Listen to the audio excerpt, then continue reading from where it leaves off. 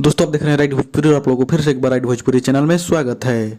तो दोस्तों आप लोग जो अपने स्क्रीन पे तस्वीर देख रहे हैं, ये तस्वीर अभी रिसेंटली खेसारी लाल यादव के मैनेजर सोनू पांडे ने अपने सोशल मीडिया अकाउंट पर शेयर किए हैं।